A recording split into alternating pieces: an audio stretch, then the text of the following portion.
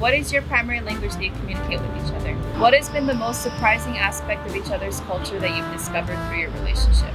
What food from each other's countries do you enjoy the most, and have you tried cooking them together?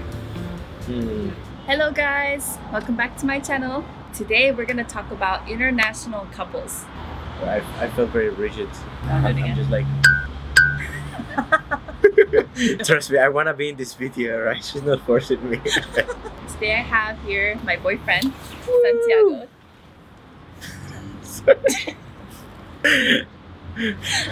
Can I introduce myself? I feel like, you know, people are gonna think for the first seconds like, oh, he doesn't speak English. Oh, you speak English. Hey guys! Hey guys! Welcome back to my channel. Today we're gonna be talking about international couples. So today I have here my boyfriend. Hey guys, my name is Santiago. I'm from Colombia. I'm very happy to be here with you. Perfect. Today we just wanted to talk about our experience as an international couple, some of the cultural differences that we experience, some of the things that we learned. So let's get started. So the first question is, what cultural traditions or characteristics do you find most interesting or unique from each other's background? So I think something interesting about like Latin culture in general, that it's a mix of like warm and cold culture. So it's like the warm culture of like there's a strong emphasis on family. They're very relationship oriented, but they also have some characteristics of like more Western, more North American, I guess, culture. Something that I always have found very interesting from Eileen is that at the end of the day, Korean American, it is a culture. You know, it is not only American, she's not only Korean, but it is a mix and it's very particular. So sometimes it's just very interesting to figure out like when is her Korean side gonna show up or her American side going to show up, you know. I don't know who you are, but you are not Jim. What is your primary language that you communicate with each other? I would say English. So English is my first language because I grew up in the States. But for Santiago, he learned English after he moved to Turkey. So yeah, for me, I learned English when I was a little bit older, when I was maybe 18 to 19. But for Eileen, because she grew up in the States and she grew up in California, you know, then she's very used to accents. She can really understand me. Sometimes I talk with some people and they're like, wait, what are you saying? And sometimes they can be like, are you even talking in English? You know, like, is that Spanish?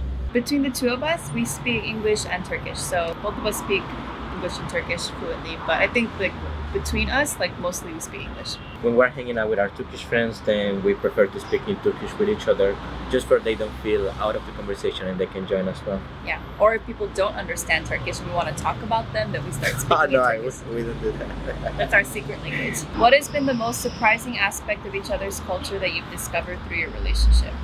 I had two roommates and they happened to be Colombian and he lived with Koreans. That happened to be Korean Americans like Eileen. Yeah, we realized that our cultures are very different, and so we had no idea that we would end up dating each other's cultures. Yeah, I think that from the opposite. We were very exposed to these cultures to the point that we realized, oh wow, our cultures are so different. Maybe we shouldn't like marry or pursue dating from someone from this culture. And that's why we became really good friends, because 2 years ago we had so many things to talk about. It's like, hey, like, you know, this is what happens with this is what I'm learning about Koreans. You know, I went through this and stuff, and we'll talk with each other. It became a very unique relationship, like very unique friendship, because we were very vulnerable. I think that we opened up about things that only one another could understand. Seriously, we're in a situation where only one another could understand us, you know. Okay, something that it was very surprising to me is the fact that for Korean culture, family, it is very relevant, and family is very involved in the process of pretty much every important decision in your life, which I think that right now I've learned to see it as it is an act of love. They love Eileen so much, you know, that they want to be involved in the process, whereas in my culture it's like we trust Santiago so much that we are not gonna get involved in his life decisions. So Korean families get very involved, very. When we first started dating, his family was like, yes, like be happy. Like they didn't ask like a lot of questions, right? They're just like, as long as you're happy, like, you know, we trust you. Yeah, like, my dad asked me like, are you able to communicate with each other? And it's like, yes. It's like, do you respect one another? Yes. Okay, just go for it. Yeah. Whereas my parents were like, where is he from? What is his job? How much does he make? Yeah, something that really surprised me about Korean culture is the fact that they can be so hardworking in work, but also in education. And just to understand a little bit more about Korean culture, I was reading this book, and it talks about this is something that has been done for generations, you know, for hundreds and hundreds of years. When you wanted to be in the top of society, young man, when you wanted to achieve that, you will do it through an exam, you know. So they will start so hard. The rich people, the rich Koreans, they will pay tutors to teach to their kids. So it's just very interesting that this has been passed down to generations. Boring. I think he knows more about Korean history than I do. Boring. Shut up already. We came here for K-pop, you know. What foods from each other's countries do you enjoy the most, and have you tried cooking them together? So as you know, Eileen, she was from a restaurant, Korean cafe restaurant, and I really like Korean food.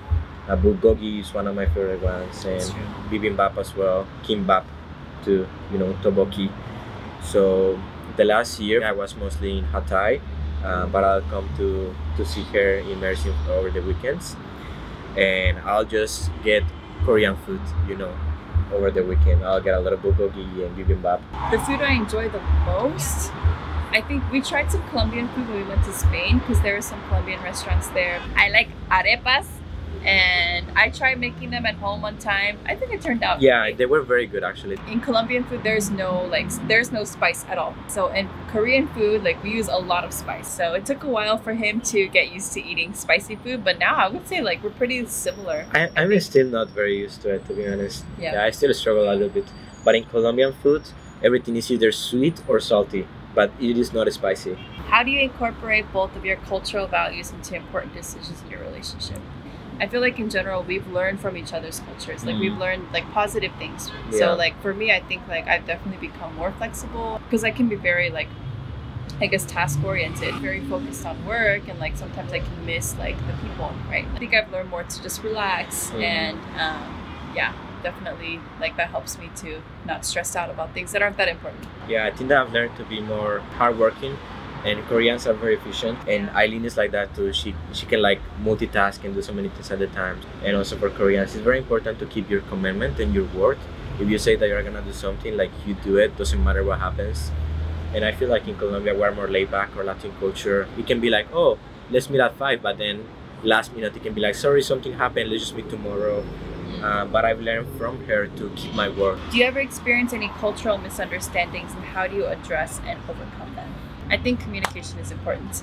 And it's not even a language thing, because I think like in the end it's like you're trying to understand the other person, right? Like, I mean, it's not easy. It's not easy to put yourself in someone else's shoes, like especially when you're so used to doing things a certain way, you're so used to thinking a certain way. It's very hard to lay that down and like trying to understand the other person. I think that at the end of the day, it doesn't matter the country or the culture. We all come from different backgrounds. Even if we're from the same country, we come from different families. We have had different experiences in life, and sometimes we have to be aware of that. Have you introduced each other to each other's respective favorite movies, music, or literature from your home countries?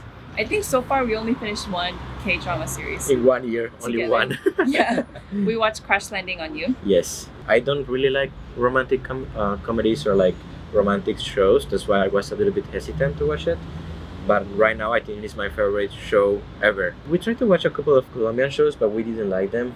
Yeah. We tried, but it didn't Maybe work. we just didn't find really good ones. Yeah, So if you maybe guys you have any can- suggestions, let us know in the comments below. What's the most unexpected cultural practice or tradition that you've adopted from each other? You guys point at things with your lips. Oh yeah. Colombia, that's the way that we try to explain where something is. You know, we just point at it with our mouth, like it is over there. You know, something Korean that you do that maybe I have adopted. This.